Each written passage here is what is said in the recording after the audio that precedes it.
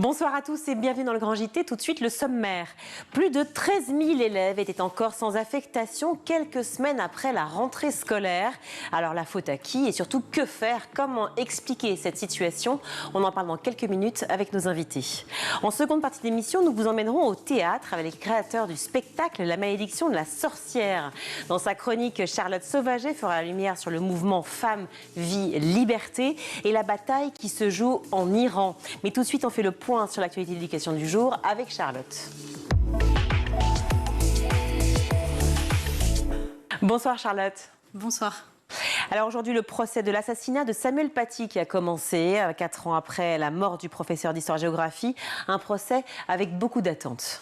Et oui, le procès qui s'est ouvert ce lundi 4 novembre devant la cour d'assises de Paris va devoir examiner la responsabilité des accusés dans l'engrenage et la polémique déclenchée sur les réseaux sociaux qui ont conduit à l'assassinat du professeur. On le rappelle, Samuel Paty a été assassiné le 16 octobre 2020. Le professeur d'histoire-géographie a été poignardé puis décapité près de son collège à Conflans-Sainte-Honorine. L'assassin, un réfugié tchétchène, avait été tué dans la foulée par la police.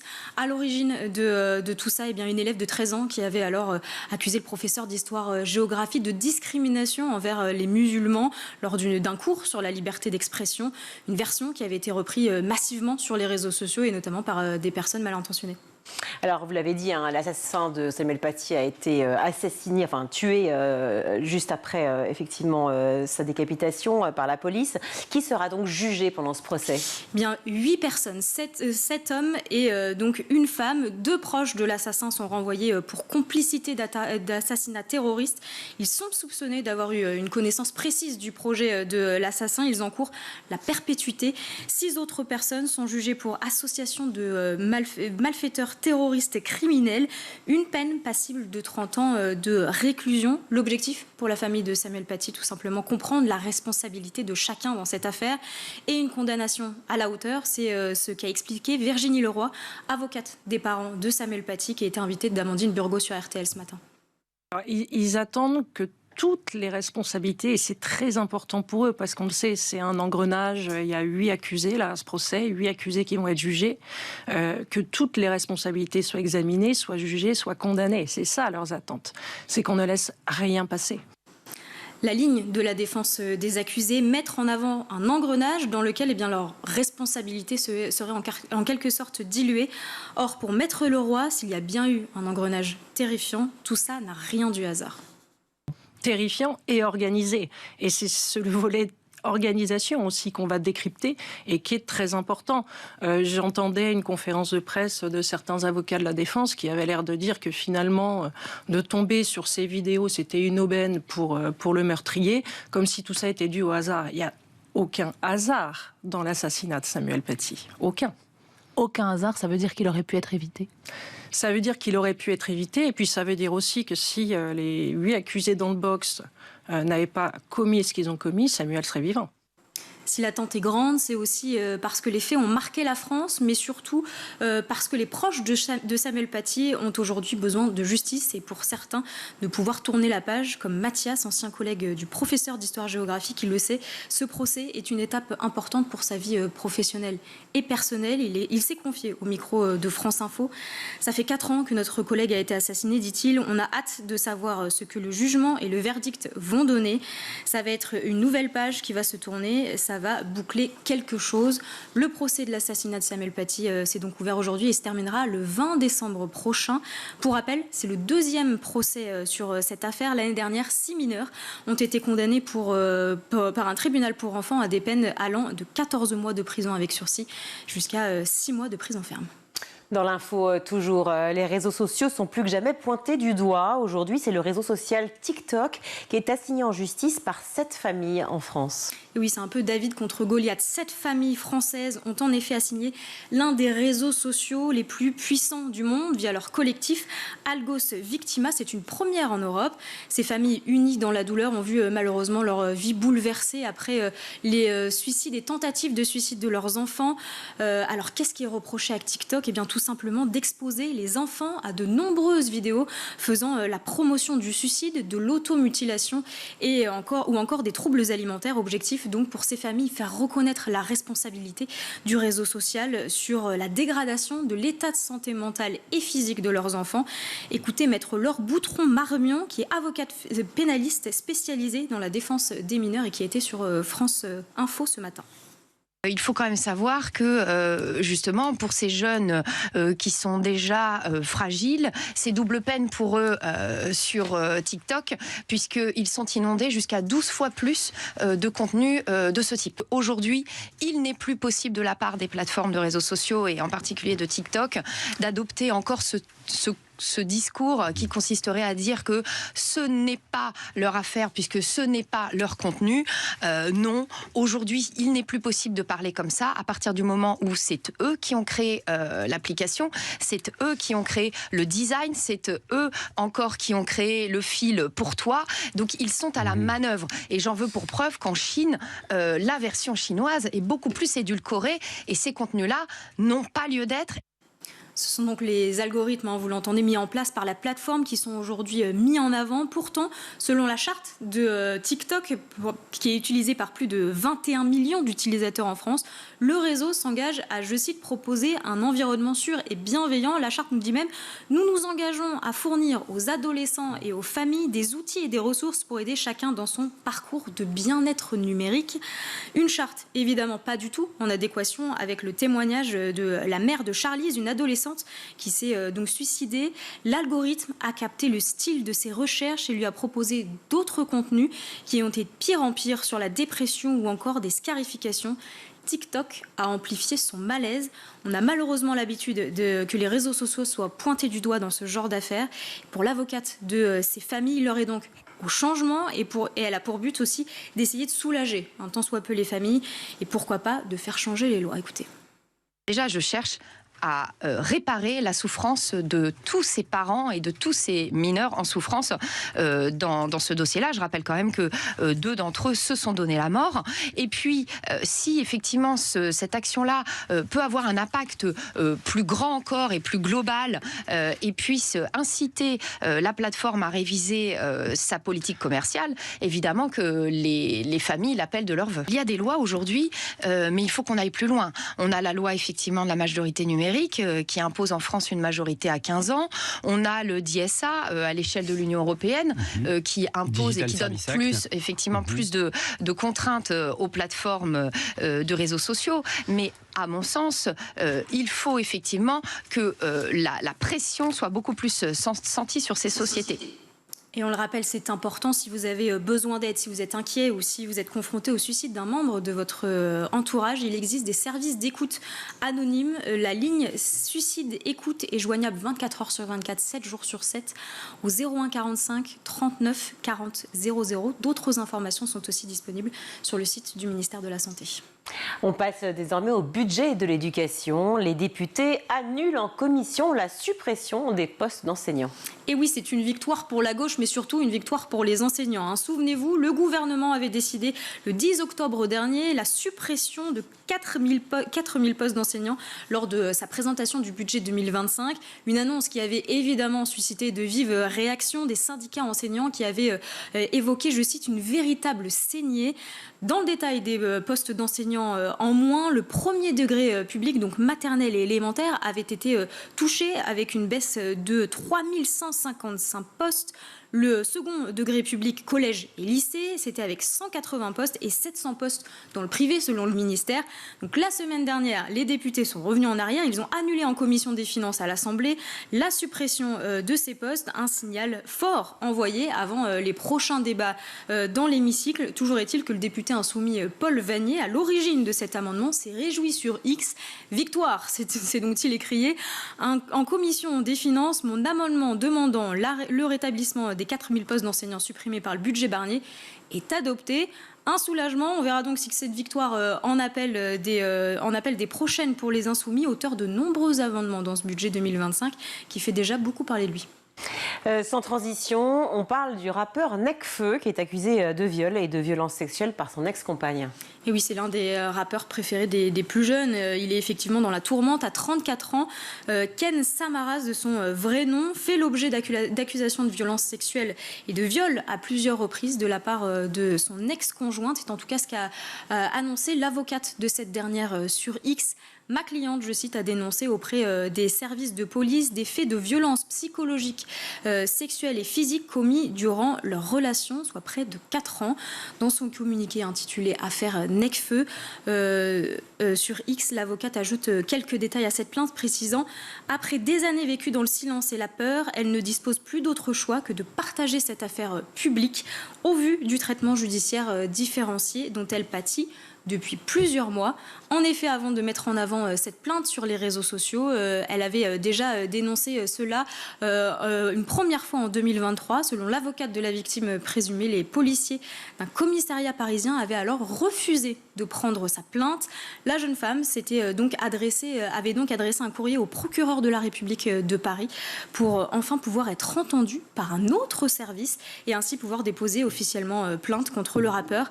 À noter que peu après la publication de ce communiqué, le compte X de Florence Fécom, l'avocate donc de la victime, a été suspendu par la plateforme, provoquant donc une large diffusion de ce texte sur les réseaux sociaux. Le rappeur n'a quant à lui toujours pas répondu. Merci beaucoup Charlotte pour ces informations. Que ce soit pour le lycée ou bien pour les études post-bac, eh bien, des élèves se retrouvent sans affectation après la rentrée scolaire. Alors comment expliquer ce phénomène et surtout l'endiguer? On en parle tout de suite avec nos deux invités.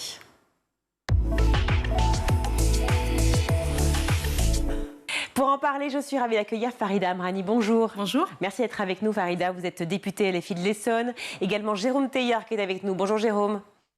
Bonjour. Merci d'être avec nous. Vous êtes chef de projet Parcoursup au ministère de l'Enseignement supérieur. Aujourd'hui, on parle de ces élèves qui sont restés sans affectation. Alors, ça veut dire beaucoup de choses et on va vraiment essayer de comprendre bien ce sujet.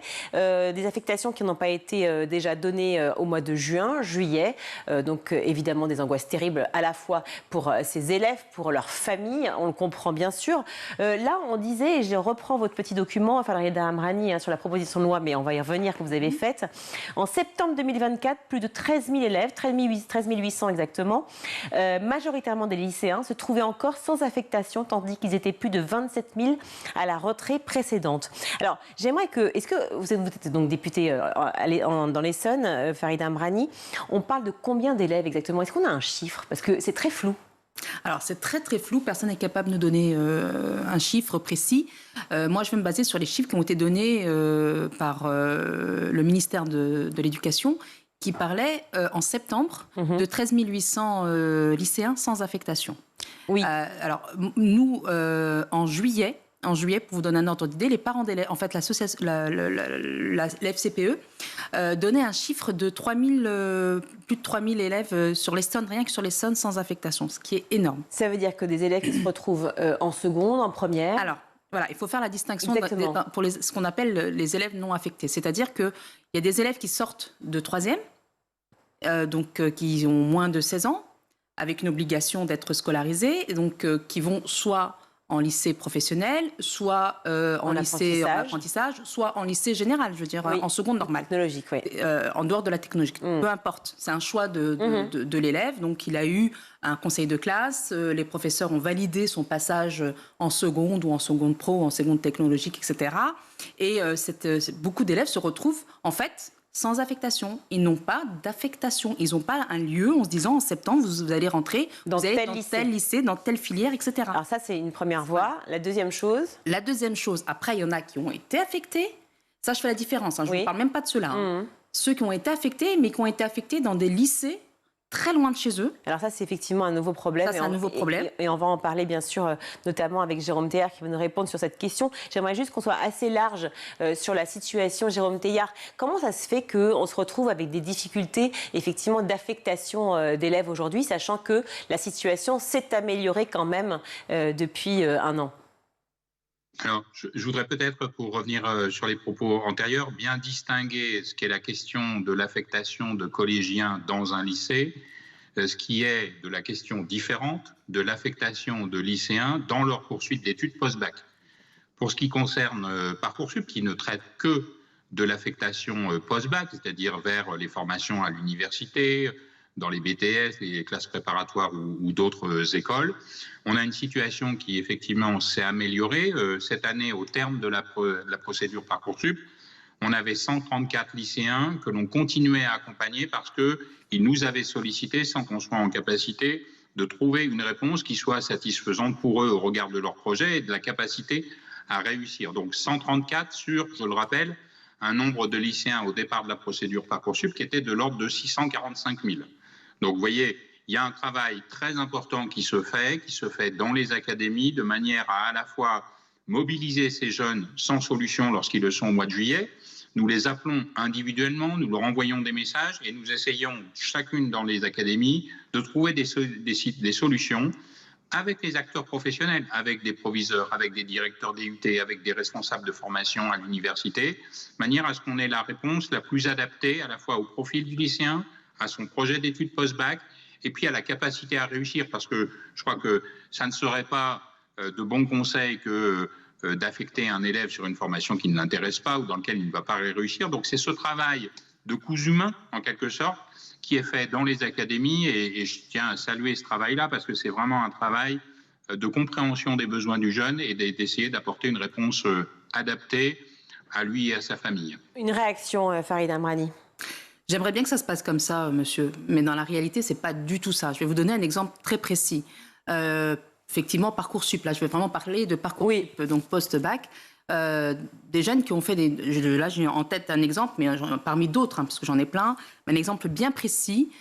Une jeune qui est passée par Parcoursup, elle a eu elle a eu une affectation qui n'est pas la première, qui était, je crois, il me semble, de mémoire, 5 ou 6e. Donc, il y a 10 vœux. Hein, voilà, 10 vœux. Dans la 6e vœu à peu près. Et donc, du coup, elle l'a accepté en urgence. Donc, tous les autres vœux sont tombés, sauf qu'en fait, elle s'est rendue compte que cette école-là, ce n'était pas une école publique, mais une école privée. Et donc, il fallait, en fait, amener un chèque. C'est comme ça qu'elle a été financée. Et dès l'inscription, c'était un chèque de mémoire de 1 000 €. Elle me dit, j'ai pas les moyens, moi, de mettre 1 000 € dans cette école-là. Sauf, pardon, excusez-moi, pour bien comprendre la situation, c'était elle qui avait fait le vœu de cette orientation-là. En fait, elle avait fait un vœu, plusieurs vœux, sauf que l'établissement n'est pas indiqué comme établissement privé. D'accord. Et donc, du coup, beaucoup de jeunes se font avoir également comme ça. D'accord, une réponse à cela, Jérôme Teilhard.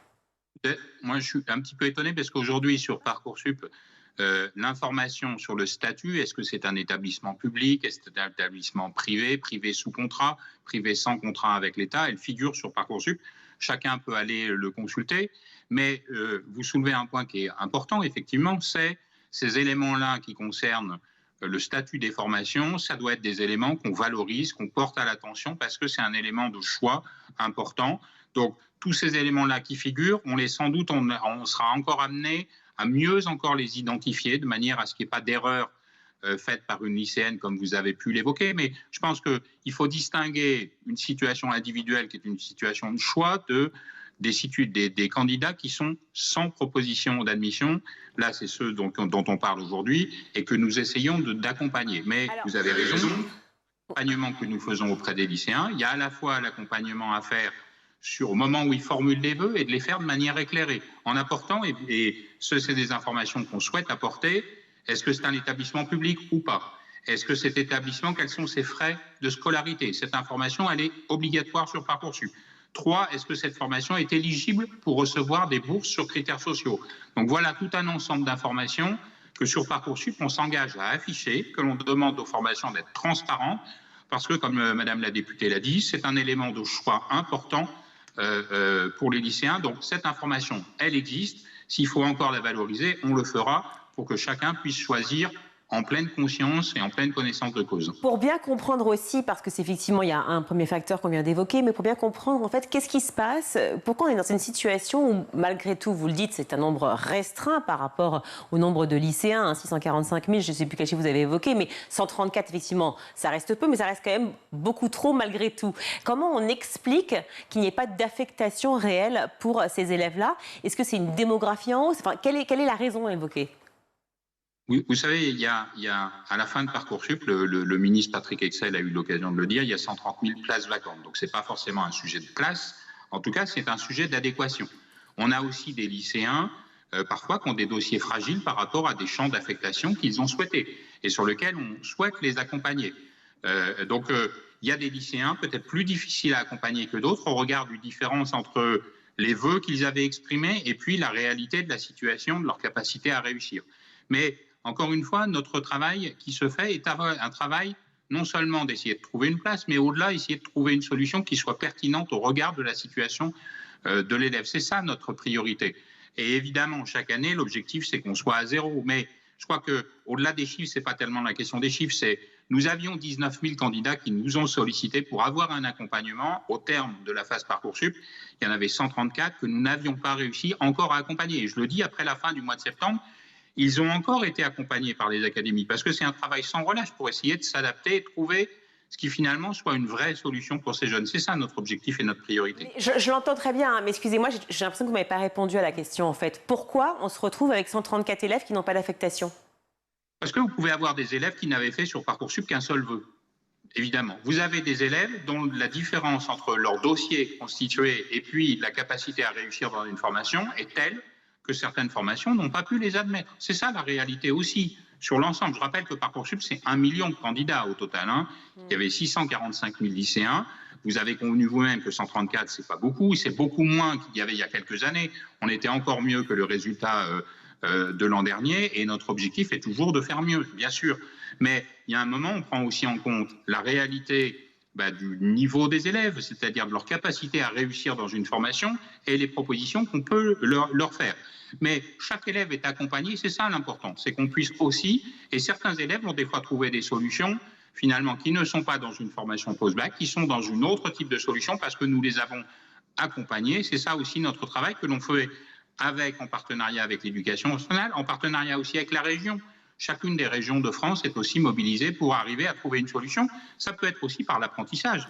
Vous savez que l'apprentissage a aussi une période de recrutement qui se fait souvent en septembre ou en octobre. Eh bien, nous pouvons aussi conseiller à certains candidats d'essayer de trouver une formation en apprentissage parce que sur d'autres types de formations, les vœux qu'ils avaient exprimés n'ont pas pu trouver un succès.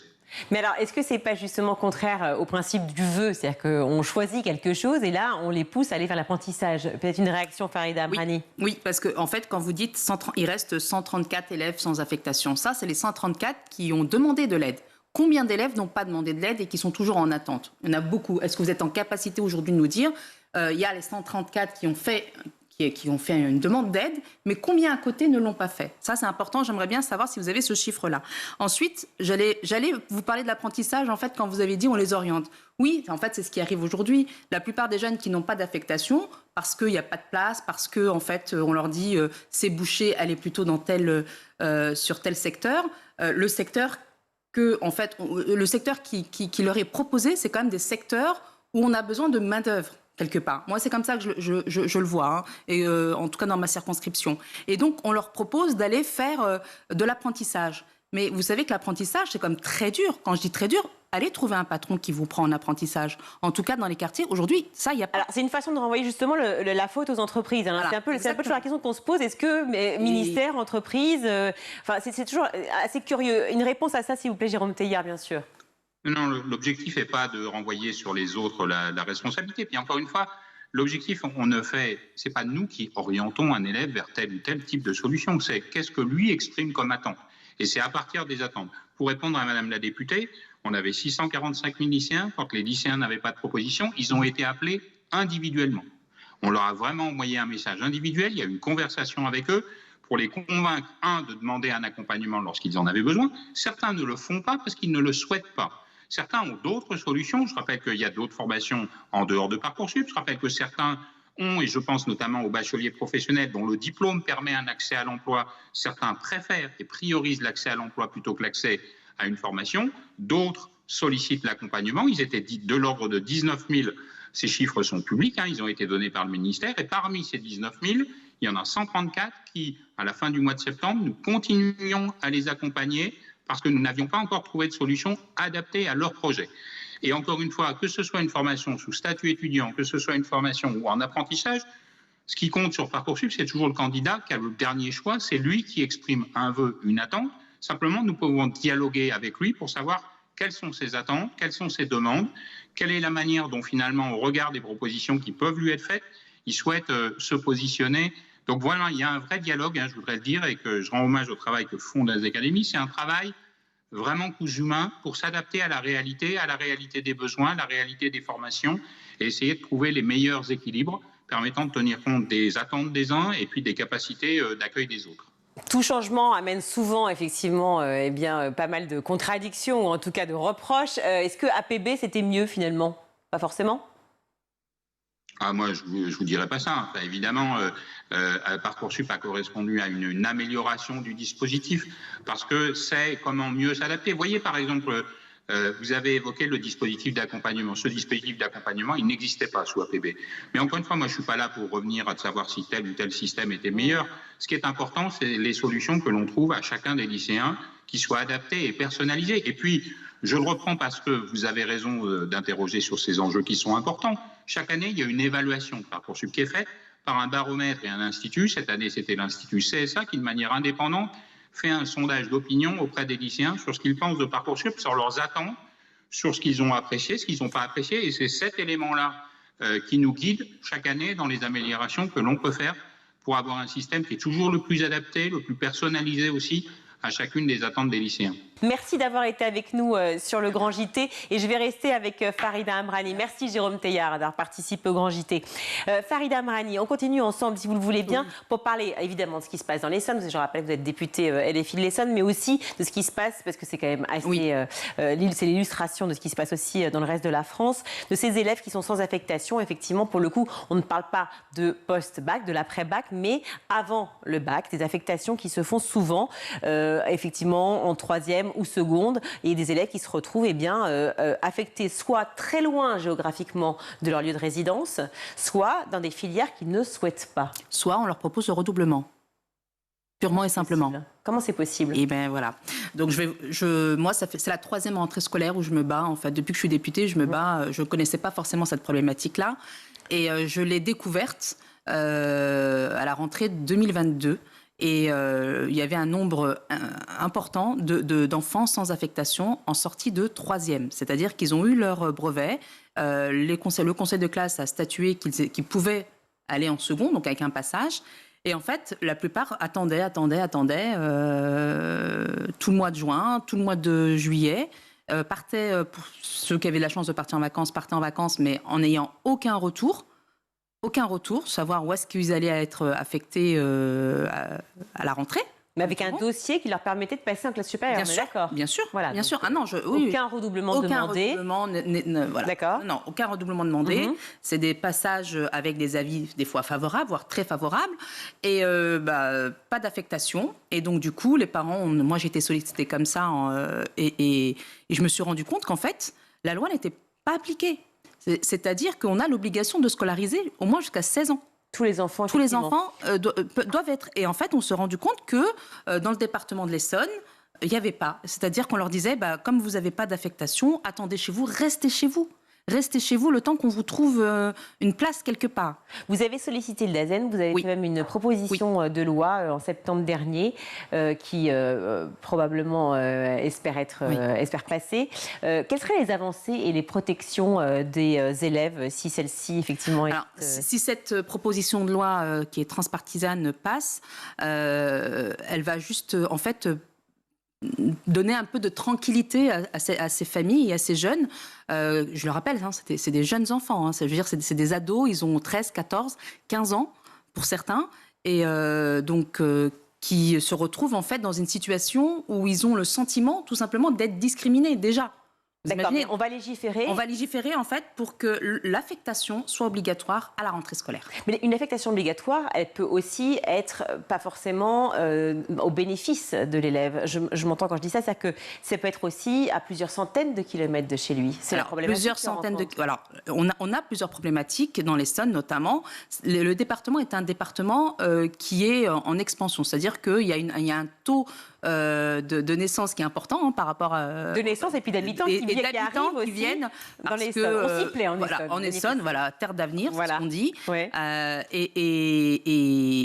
En fait, ce que je déplore, c'est que ni le gouvernement ni la région n'ont anticipé en fait ce problème-là. Ce problème, il date pas d'aujourd'hui. C'est-à-dire que là, on voit les résultats, mais il fallait anticiper. C'est-à-dire que depuis des années, on dit on construit.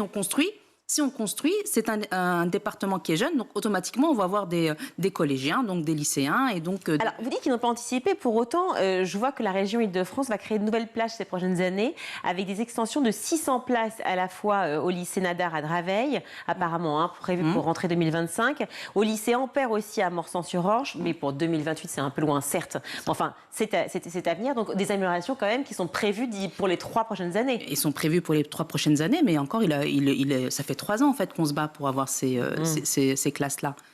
Et je ne suis pas la seule. C'est une génération. Pour moi, là, on a une grosse génération qui est perdue. C'est-à-dire qu'ils n'ont même pas la possibilité de poursuivre leurs études, de se dire, eh ben voilà, moi je vais faire tel parcours parce que j'ai envie, je ne sais pas, pour être médecin, il faut que je sois en seconde et après, etc. Mais ils n'ont même pas cette possibilité-là. Aujourd'hui, on leur enlève cette chance, en fait, et je veux dire, la France, on est quand même le pays où on se dit on a les droits sont identiques pour tous, et notamment le droit à l'éducation et à la réussite. Ben non, pas pour tout le monde, apparemment. Un lycée interacadémique aussi, de 1500 places, à cheval entre Saint-Pierre-du-Perret et Lieusaint, en Seine-et-Marne. Qu'est-ce que ça va permettre ? Ça va permettre rien du tout. Pourquoi ? Parce que, comme il sera à cheval sur les deux, on a un problème de transport, en fait. Il y a aussi la problématique des transports qui vient se rajouter à tout cela. Vous imaginez un élève qui est en face d'un lycée. Il habite pratiquement en face du lycée. Il ne sera pas affecté forcément dans ce lycée-là. Il ira dans un lycée où il doit mettre 1h20. Ça, c'est un problème de carte ? Ça, c'est un problème de carte. Clairement. Clairement. Il faut qu'on change ça. À un moment, ça fait partie de la proposition de loi que vous avez faite. Oui, en fait, là, nous, on est dans cette proposition de loi. En fait, on change juste un article, un alinéa qui dit que les élèves doivent avoir une affectation à la rentrée et pas en novembre. Vous imaginez, moi là, j'ai 2 élèves qui vont rentrer là. Qui sont rentrés aujourd'hui. Ils sont rentrés aujourd'hui, effectivement, et qui n'ont pas pendant tout le mois de septembre, octobre et début novembre. Moi, les parents me disent, mais Madame la députée, nos enfants sont assis sur un canapé toute la journée, nous, on doit aller travailler, on ne sait pas ce qu'ils font. L'impact psychologique, on imagine. Il est énorme. Énorme. Aujourd'hui, vraiment, les jeunes sont en dépression. Moi, je les ai au téléphone, les jeunes. Je les ai au téléphone et ils pleurent à chaque fois que je les ai parce qu'en me disant mais qu'est-ce que je vais devenir ? Pourquoi j'ai pas la chance comme les autres d'avoir une place dans un lycée ? On l'imagine très bien évidemment. Comme il nous resterait peu de temps, j'aimerais qu'on dise un petit mot sur l'orientation parce que c'est aussi un point très important. On a parlé effectivement de la géographie effectivement de ces lycées qui sont proposés souvent trop loin de leur collège initial ou lycée initial, mais il y a aussi effectivement ce manque cruel d'aide à l'orientation. Est-ce qu'il ne faudrait pas aussi qu'il y ait davantage de personnes qui puissent orienter bénéfiquement les élèves pour ne peut-être aller vers d'autres filières qu'on connaît peu et qui, pour le coup, dont les places sont vacantes, parce que la plupart, quand je parle des lycées pro, vont en STMG. Effectivement, il y a une saturation énorme. Il y a une saturation énorme, mais en fait, on n'en parle pas assez. Il n'y a plus de conseillers d'orientation. On a fait l'impasse sur l'orientation complètement en disant... moi, je pense que l'État a voulu faire l'impasse en disant... on va orienter sur l'apprentissage, parce que l'apprentissage revient beaucoup. Je vais vous donner l'exemple très concret d'une jeune qui voulait aller en administratif. Donc, on aurait pu l'envoyer en seconde générale aussi, elle aurait pu le faire. Et on l'a envoyée dans un établissement qui fait de la pâtisserie. Parce qu'on a besoin, en fait, de main-d'œuvre, c'est ça que je suis en train de dire. C'est-à-dire qu'on oriente ces jeunes aussi en fonction de la demande du marché. On en fait des futurs salariés tout de suite, là, maintenant, très jeunes. Alors que le but, c'est qu'ils apprennent et qu'ils puissent s'épanouir et choisir eux-mêmes leur propre orientation. Oui, et faire les études s'ils le souhaitent. Surtout. Et surtout, il y a beaucoup de jeunes filles qui sont en attente aussi d'affectation. Ça touche beaucoup de jeunes filles. Merci beaucoup d'être venue, Farida Amrani, sur le plateau du Grand JT. Je rappelle que vous êtes députée LFI de l'Essonne pour nous parler des problèmes des affectations, qui sont à la fois des affectations pour les jeunes de lycée et aussi pour après, effectivement, et Parcoursup. On en a parlé avec Jérôme Teilhard juste avant. Merci beaucoup. On marque une courte pause. On se retrouve tout de suite.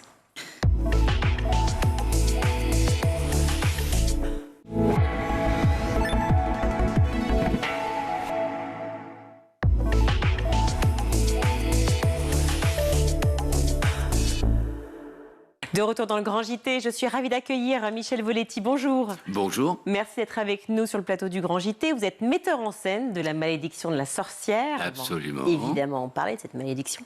Et Alain Toubiana, bonjour. Bonjour. Merci également d'être avec nous. Vous êtes chanteur aussi, mais surtout créateur de ce spectacle, La Malédiction de la sorcière. Dans une contrée lointaine, mais je ne sais pas le jouer, une sorcière maléfique utilise ses pouvoirs pour polluer la terre. On a 2-3 noms déjà. Oui. Déjà, c'est très évocateur. Je crois qu'à Paris, on a quelques noms de sorcières. C'est ça, et ailleurs aussi d'ailleurs. Et les animaux qui y vivent, pareil, on a quelques noms aussi. Elles jalousent férocement leur bonheur. Alors je trouve que le pitch est absolument génial. C'est votre idée, Alain Toubiana ? Oui, alors je pourrais expliquer un petit peu comment ça s'est passé. Avec joie. Parce que on parle de chanteur, je suis chanteur, mais au départ, je voulais faire des comptines essentiellement, c'est-à-dire arranger les comptines d'antan, enfin nos comptines telles Au clair de la lune, etc. Ouais. Je voulais arranger tout ça en reggae, en rock, en funk, etc. Moderniser tout ça. Et je voulais faire un concert. Tout simplement. Ouais. Et j'ai rencontré Michel. Il a eu le malheur de me rencontrer. Voilà. Et tout d'un coup, l'idée a germé d'en faire un spectacle. Oui, voilà, tout à fait. Michel est un metteur en scène. Donc on parle tous les deux. Puis il me dit c'est bien, le concert, c'est très bien, mais il faudrait peut-être trouver quelque chose, puisque moi je suis un homme de théâtre. Pourquoi pas faire ça, théâtraliser l'histoire? Et j'ai trouvé l'idée fort intéressante, donc je me suis lancé dans une aventure que je ne maîtrisais pas. Voilà. Alors cette aventure, parlons-en de cette aventure. Un petit mot sans tout dévoiler quand même. Oui, non, absolument. Voilà. Non, ce qui s'est passé, donc voilà, on s'est rencontrés. Et le concert, Alain... dans son groupe, entre autres, a monté, qui tourne dans le monde entier, le Blues Brothers Show. Oui, gros succès, énorme succès, qui va d'ailleurs reprendre à Paris. Et puis, et il a monté ce spectacle. Moi, j'ai trouvé l'idée très bien, voilà, de moderniser, de chambouler un petit peu les comptines, que je pense souvent on n'apprend même plus aux enfants parce que dans les écoles ils sont débordés. On les apprend, mais disons qu'effectivement les enfants sont sensibilisés à toute forme de musique différente. Voilà, d'ailleurs aussi bien la musique classique que le jazz, que bien sûr le hip-hop et autre chose, mais que le rhythm and blues. Mais c'est vrai que du coup l'intelligence de pouvoir allier, voilà, et puis faire des ouvertures, voilà, ouvrir un petit peu. Et donc voilà. Et ce que j'ai dit à Alain, c'est que il me semblait par les comptines qu'il chantait qu'il fallait un fil rouge d'abord pour que le théâtraliser. On ne pouvait pas être juste des chansons qui étaient là comme ça. Le fil rouge, j'ai pensé, au vu des chansons, à l'écologie. Puisqu'on parle à la Clairefontaine, au clair de la lune, on n'ira plus au bois, colchique dans les prés. Je dis, c'est parfait pour faire juste un lien écologique avec le spectacle. Oui, un lien entre finalement les humains et la nature, qui absolument sont assez loin. Malheureusement, on est dans les grandes villes, c'est une évidence. Et même ceux qui sont dans les campagnes, peut-être que les enfants ne sont pas assez, sensibilisés, voilà. Moi, je vous remercie. Voilà. Donc en effet, le spectacle devient une petite sensibilisation aux chansons, à la modernité des chansons et en même temps à l'écologie grâce à cette histoire, on y revient, de sorcières qui a pollué la terre par jalousie du bonheur des terriens. Alors, par jalousie du bonheur des terriens. Donc, c'est aussi une façon de pouvoir apprendre aux enfants que finalement, eh bien, on a des qualités, certes, mais aussi quelques défauts qu'on peut aussi éventuellement commuer en quelque chose de positif, in fine. Voilà, tout à fait, parce que la jalousie, c'est un sentiment un petit peu, j'allais dire tordu, mais je ne me permettrai pas de parler de cette manière. Donc, la jalousie et les animaux, parce que j'ai été aussi sensibilisé par les animaux. J'ai une petite aventure que j'ai eue lors d'une tournée au Québec, dans le nord du Québec, où j'ai fait la connaissance d'un homme qui s'appelle Andrew Simpson, et qui est le dresseur dans Danse avec les loups. Et donc, je suis resté une journée complète avec lui. Oui. Exceptionnel. Et donc, voilà, il vous a effectivement raconté la vie de ces loups. La vie de ces loups, il me les a même... il les a ailés. J'étais avec lui et les loups lui répondaient. Il lançait des cris, des choses un petit peu particulières. Et les loups lui répondaient. effectivement, ce mélange, je dirais,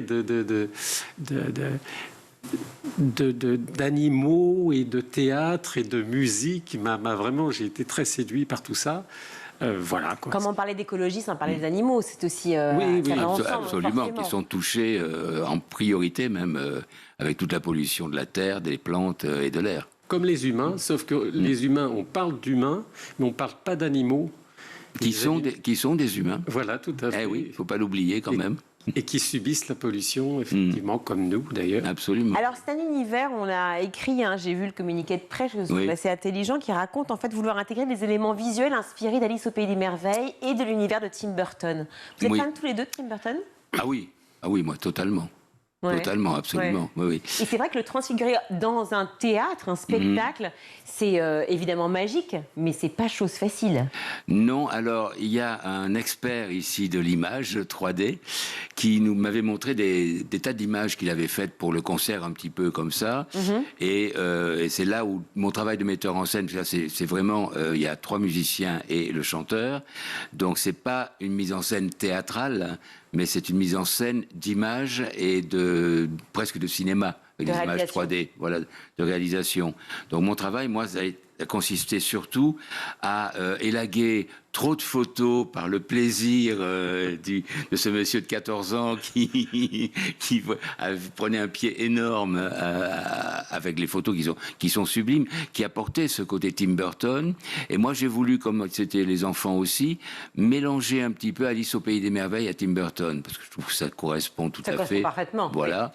Et donc, on a travaillé pendant plus d'1 mois à retravailler les photos, à rajouter des petits personnages animés aussi qui venaient dans les photos et qui interviennent un petit peu dans l'histoire, parce que finalement, toute l'histoire, même la sorcière, est sur l'écran. Alors cette fameuse sorcière, qu'est-ce qui se passe? Elle est charmée par la musique elle-même? C'est comme ça qu'elle se détend un peu, la sorcière? Voilà, au début non, parce qu'au début elle est totalement rageuse. Elle veut, on parle de jalousie, elle rage, elle est totalement contre les conteurs qui sont les musiciens, les chanteurs.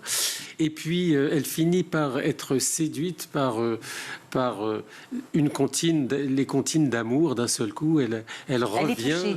Pardon ? Elle est touchée. Totalement touchée. Ouais. Et donc, elle redevient, je dirais, elle a son âme d'enfance qui revient totalement. Et d'un seul coup, eh bien, la nature reprend ses droits. Et puis...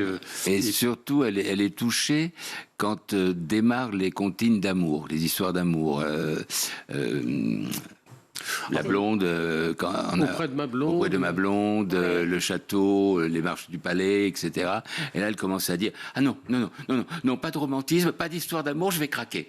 Voilà. Mais c'est souvent ça en fait, les sorcières, les pauvres, on ne peut pas dire les pauvres, mais enfin, c'est souvent des gens qui n'ont effectivement pas vécu suffisamment d'amour, qui n'en ont pas eu, et qui donc du coup rejettent une haine. Évidemment, voilà. C'est le message qui est porté, j'imagine, au travers de ce spectacle. Et la musique, évidemment, qui berce, qui génère absolument des telles émotions. Voilà, tout à fait, beaucoup d'émotions. Oui, tout à fait, beaucoup d'émotions. Et puis, je précise que les musiciens qui sont avec moi, qui sont des amis, sont habillés un petit peu à la Tim Burton aussi, comme moi-même d'ailleurs. Donc, ce qui fait que ça donne une image générale totalement féerique.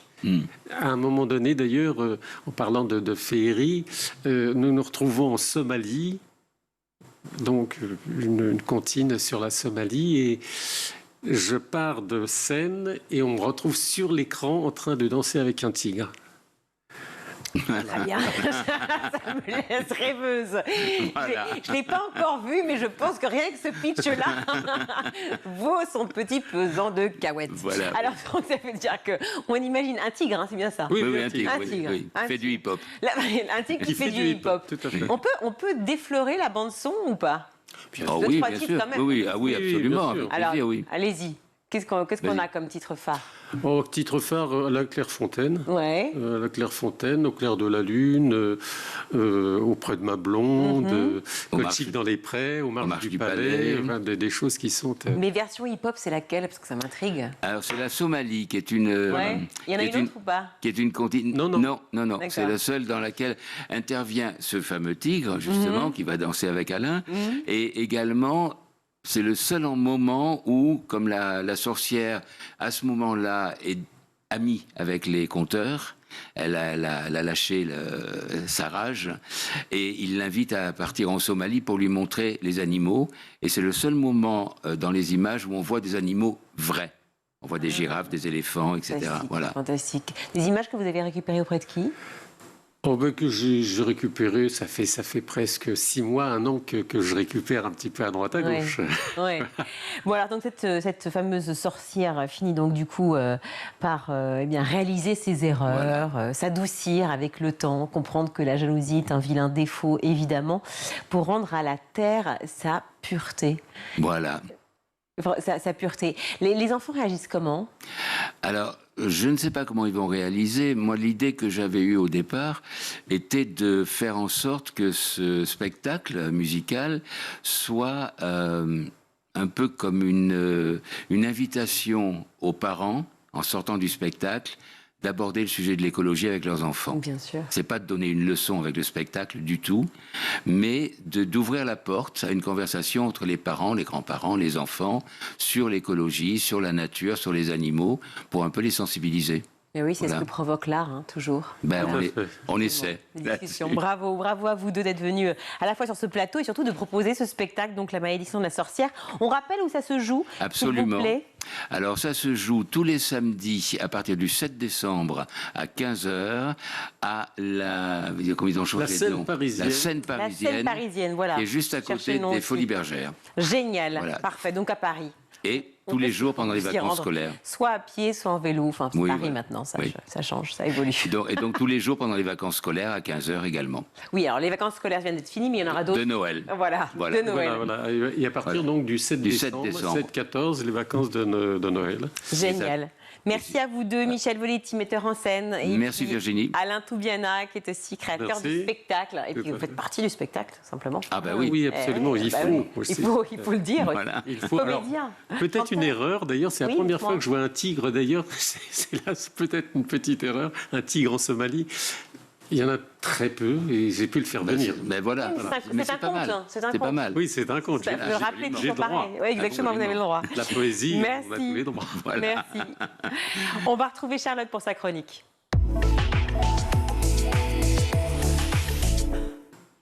En Iran, le droit des femmes est encore et toujours au cœur de l'actualité. 2 ans après le mouvement Femmes, Vie, Liberté, le chemin est encore long et l'actualité nous le prouve, nous le rappelle un peu plus chaque jour. Charlotte, vous allez nous parler aujourd'hui de ce mouvement et de cette jeune femme arrêtée ce week-end. Et oui, c'est une image qui a déjà fait le tour du monde et qui est d'ores et déjà rentrée dans l'histoire, celle d'une étudiante dévêtue sur le campus de l'université Azad de Téhéran, dans la capitale iranienne. Sur ces images, on voit donc Arou Daryaei, elle a 30 ans, elle est étudiante en littérature française. On peut la voir en sous-vêtements dans les rues de Téhéran devant son université. Alors comment en est-elle arrivée là ? C'est bien, selon les groupes militants sur les réseaux sociaux, l'étudiante était harcelée par des miliciens, des gardiens de la révolution islamique pour ne pas avoir porté le voile obligatoire, selon la loi, dans les établissements d'enseignement supérieur en Iran. En Iran, vous le savez, la loi islamique impose en effet un code vestimentaire très strict aux femmes, les obligeant tout simplement de porter le voile ou le foulard et des vêtements bien amples. Les agents de sécurité et la milice l'auraient ainsi mise en garde une première fois avant de déchirer son voile inapproprié et ses vêtements. En signe de distinction, elle a alors retiré le reste de ses vêtements, un acte militant héroïque même, salué par de nombreuses femmes. En Iran, comme à l'étranger et bien sur les réseaux sociaux, elle est déjà devenue un symbole dans le monde entier. Alors, qu'est-il arrivé précisément à l'étudiante, Charlotte ? Malheureusement, vous vous en doutez, elle a été arrêtée par la police iranienne. Ces images filmées que vous voyez quelques temps plus tard montrent la jeune femme jetée dans une voiture par des hommes en civil. Selon la newsletter du média iranien Amir Kabir, elle aurait été battue au cours de son arrestation et souffrirait d'un traumatisme crânien et d'une hémorragie. Amnesty Iran, branche d'Amnesty International, s'est emparée de l'affaire immédiatement et a demandé donc sa libération. Les autorités iraniennes doivent relâcher immédiatement sans condition, nous dit Amnesty International. Les allégations de coups et de violences sexuelles à son encontre pendant son arrestation doivent faire l'objet d'une enquête indépendante et impartiale. Si Amnesty International a donc demandé sa libération immédiate, on ne sait toujours pas à l'heure actuelle où elle se trouve, même si Far News, un média affilié aux gardiens de la Révolution, a quant à lui affirmé qu'elle avait été transférée dans un hôpital psychiatrique. C'est une pratique qui est malheureusement très fréquente et utilisée par le régime iranien pour discréditer tout simplement les femmes iraniennes qui protestent. Les gardiens de la Révolution, à ne pas confondre avec le reste de l'Iran, évidemment. Alors cette arrestation brutale intervient 2 ans après la mort de la jeune kurde Masha Amini. Ces images, son portrait, son visage avait fait le tour du monde. Elle avait été arrêtée en septembre 2022 pour ne pas avoir respecté le code vestimentaire. Femme, vie, liberté, un mouvement de révolte inédit avait alors émergé dans le pays. Oui, c'était il y a un peu plus de 2 ans. Masha Amini, vous l'avez dit, a décédé à la suite de ses blessures, des blessures causées par les policiers iraniens et donc les mollahs. Elle avait été arrêtée 3 jours auparavant par la police des mœurs pour port de voile non approprié. Sa mort avait déclenché de nombreuses manifestations, puis un réel mouvement de révolte, un mouvement fortement réprimé depuis. Le gouvernement iranien et plus particulièrement les gardiens de la Révolution avaient ainsi conduit à des milliers d'arrestations et de condamnations et n'avait pas hésité à employer la violence. Près de 550 morts et des milliers de personnes arrêtées selon les ONG. Alors si ces manifestations avaient une résonance mondiale, depuis la répression a malheureusement eu raison de ces protestations. Aucune réforme pour le droit des femmes n'a été entreprise en Iran. Une révolution mais pas d'avancée donc. Et pourtant, pour Mélanie Chelly, sociologue spécialiste de l'Iran et des islams politiques, un échec politique est constatable. Il y a un acquis indéniable, un acquis culturel. L'Iran a inauguré le premier mouvement féministe pérenne du monde musulman et à ce titre, on peut parler de réussite. Alors si on veut parler de réussite, on peut aussi parler du soutien des jeunes hommes iraniens qui eux aussi ont progressivement participé à ces manifestations, ce qui illustre un réel changement de mentalité chez les jeunes. Alors, en juillet dernier, le réformateur Masoud Pezeshkian est arrivé au pouvoir après des élections anticipées suite à la mort du président Ebrahim Raïssi dans un accident d'hélicoptère. Alors justement, est-ce que c'est un bon présage pour les Iraniens et pour les femmes en particulier? Oui et non, parce que Masoud Pezeshkian avait, lors de sa campagne, critiqué les méthodes de répression des manifestations contre le port du voile. Il avait aussi déclaré vouloir sortir de l'Iran de l'isolement et l'ouvrir au monde. Pourtant, depuis, vous l'avez vu, eh bien, il n'y a eu tout simplement aucun changement. Comment expliquer ça? On pourrait expliquer ça par l'organisation du gouvernement iranien. En Iran, le président est loin d'être le seul à gouverner et à dicter les règles. Il a en réalité peu de marge de manœuvre. C'est le guide suprême Ali Khamenei qui décide de ces stratégies globales du régime islamique. Il prend les décisions sur les questions militaires, sur les questions de politique étrangère et régionale. Le Parlement détient aussi un certain pouvoir et il est à majorité ultra-conservatrice. Donc même si le président voulait profondément changer les choses en Iran, et ne serait-ce que pour faire un pas vers les droits des femmes, il se heurtera, quoi qu'il arrive, au mécanisme tout simplement institutionnel de son pays. Donc si le guide suprême ou le Parlement iranien sont en désaccord avec le président en place, le président ne pourra pas faire ce qu'il veut malheureusement. Merci beaucoup Charlotte, merci. Tout de suite, on va retrouver le meilleur de School TV avec le ZAP.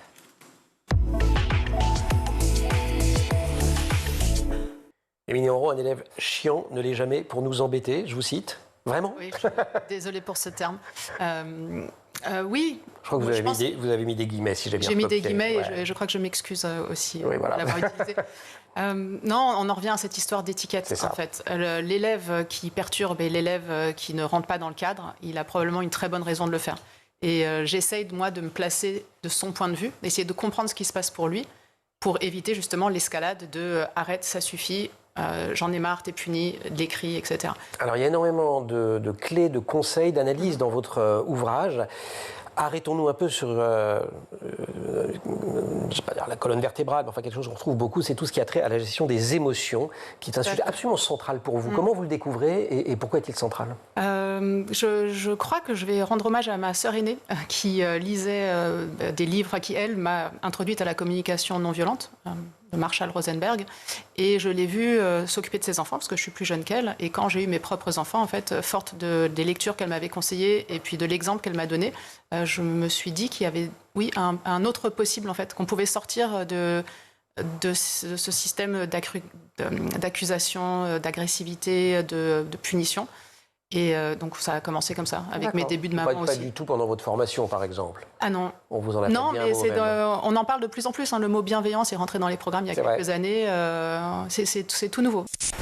Nadia Amal est donc avec nous, directrice adjointe du pôle éducation et famille chez DocaPost. Alors DocaPost, c'est lié de manière intrinsèque et depuis quelques années maintenant à Pronote. Pronote, un acteur majeur des usages numériques en milieu scolaire. C'est 30 ans d'existence, 18 millions d'utilisateurs, 10 000 établissements du primaire au supérieur. Mais Pronote, ça fait bien plus que ce qu'on a en tête quand on y pense. Est-ce que vous voulez bien nous présenter justement toute la galaxie Pronote?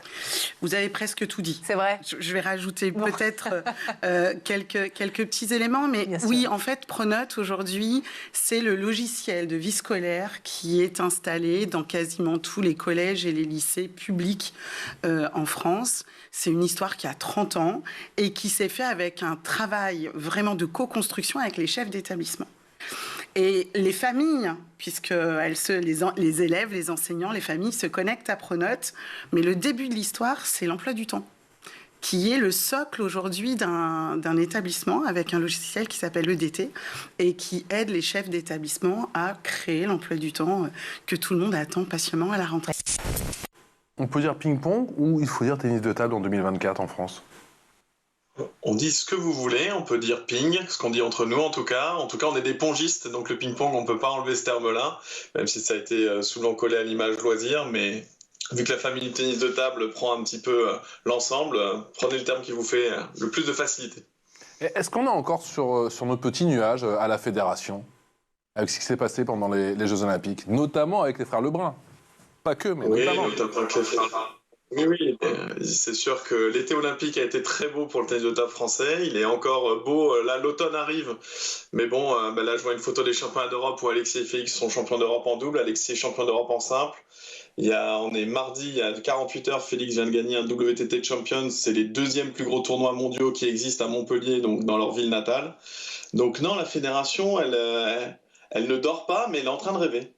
Elle est en train de rêver et elle arrive, vous avez le sentiment, avec un tout petit peu de recul, qu'elle arrive à capitaliser sur ce qui s'est passé pendant les JO et peut-être que le jeune public arrive à suivre les pérégrinations, si je peux dire, des frères Lebrun. J'ai l'impression que les compétitions commencent à être un petit peu diffusées et surtout suivies.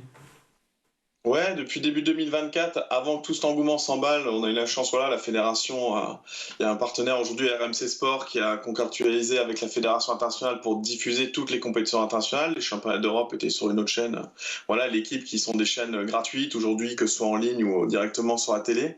Donc après, au niveau de l'engouement, on sent quand même plus 20% de licence. Si on compare le 1er septembre 2023 au 1er septembre 2024.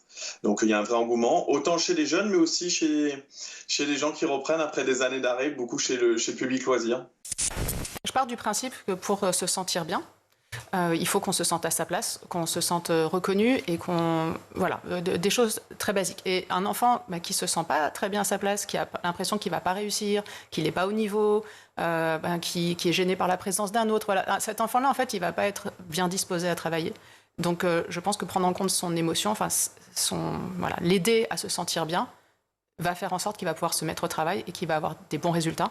Mais déjà, quand on est adulte, c'est pas forcément super simple pour tout le monde de nommer ses émotions. Pour les enfants, ça les jaillir encore moins, y compris peut-être pour des questions de vocabulaire chez les plus petits. Vous les aidez comment concrètement? Vous donnez des trucs dans le bouquin? Alors, vous avez mis le doigt sur un des mots qui est des plus importants, c'est le vocabulaire. En fait, il faut armer les enfants avec le vocabulaire et puis aussi prendre le temps de se poser et d'en parler. Parce que c'est un peu un tabou aussi. Je sais que moi, dans ma famille... mes grands-parents disaient que c'était un peu vulgaire de parler de ses émotions. Il ne fallait pas étaler son... on masque, tout va bien. Et puis il faut donner l'impression, il faut se tenir. Ouais. Et puis en plus, les petits garçons, ça pleure pas. Vous voyez, des choses comme ça. Mais non. Ouais. Et c'est vraiment dommage parce que moi, quand je vois un enfant qui tombe et qui a l'air de s'être fait mal et je vois qu'il se retient de pleurer, j'ai envie de dire, tu sais... Vas-y, lâche. Oui, mais ça fait mal ce qui t'est arrivé. Tu peux pleurer. Ouais. Et puis d'autoriser en fait les enfants à ressentir leurs émotions. Viens, tu veux qu'on discute de ce qui vient de se passer? Est-ce que j'ai vu que tu étais triste quand un tel t'a dit ça? Est-ce que ça t'a vexé? Voilà, c'est très différent d'être triste, vexé, agacé. Et si on n'en parle pas, en fait, on n'a pas le vocabulaire et du coup, on n'a pas l'intelligence qui va avec de pouvoir justement gérer ses propres émotions. Pronote a reçu la qualification Secnum Cloud. Ça consiste en quoi ce label? Je crois que vous avez travaillé avec l'ANSSI, c'est ça? Oui, alors déjà, c'est une qualification qui est délivrée par l'ANSSI, donc l'Agence nationale en charge de la sécurité informatique. C'est une qualification qui demande effectivement de revoir à la fois ces processus techniques, organisationnels et juridiques, comme je l'ai dit. Donc on est content, c'est 2 ans de travail. Et qui en fait a salué, au-delà des évolutions qu'on a mis en place pour obtenir cette qualification, mais globalement elle a salué les 30 ans d'expérience où déjà la sécurité faisait vraiment partie des enjeux forts d'Index Éducation. Donc c'était pour nous une suite logique des certifications 27001 et autres. Et peut-être la particularité que nous avons, c'est que nous sommes notre propre hébergeur de données de santé, de données scolaires, mais qui sont tout aussi importantes que les données de santé. Et pourquoi je fais ce petit lapsus avec les données de santé, c'est que notre conviction chez DocaPost, puisque nous sommes aujourd'hui un acteur majeur de la confiance numérique, c'est que les données scolaires sont des données sensibles, au même titre que d'autres. Et c'était vraiment un choix stratégique important pour DocaPost, qui était de dire, notre conviction, c'est qu'on doit les traiter de la même façon. Et c'est ce qui nous a amené à cette qualification. On parlait du boom en termes de licenciés, ça c'est une très très bonne nouvelle. Est-ce que ce boom, il est aussi bien pour les garçons que pour les petites filles? Oui, c'est assez équilibré. Nous, en tennis de table, jusqu'avant la puberté, voilà, on a quand même malgré tout toujours un 70-30 pour les garçons. Je dis malgré tout parce que avant la puberté, il n'y a aucune raison. Et en termes de niveau, une fille elle peut être largement au niveau d'un garçon. C'est une fois qu'après, il y a la dominante physique post-puberté qui joue. Bon, voilà, après, on est une fédération où malheureusement, les féminines sont un peu moins présentes. On est plus entre 10 et 20% lorsqu'on passe, après on prend la totalité. Mais chez les jeunes, là, on est sur du 70-30. Donc moi, le jour où on sera à la parité, je serai très très satisfait. Mais aujourd'hui, il y a des sports très féminins qui attirent un peu plus les petites filles. Mais on travaille sur ça aussi pour leur amener un concept aussi un peu pédagogique et esthétique différent, parce que nos tenues n'ont pas toujours été aussi adaptées pour les jeunes filles, ce que je pouvais totalement comprendre. Papa de jeunes petites filles, je le comprends tout à fait. Voilà, c'est la fin de cette émission. Merci à vous tous de nous avoir suivis. Merci beaucoup, Charlotte, d'être venue sur ce plateau pour les infos et cette chronique. Charlotte Sauvager. Merci également à la réalisation, c'est Kylian Soula. Au son, Saïd Mamou. Le maquillage, Laure Audemont. Emma Ferré et Laura Gira à la rédaction. On se retrouve bien évidemment demain. Bonne soirée. Ciao à tous.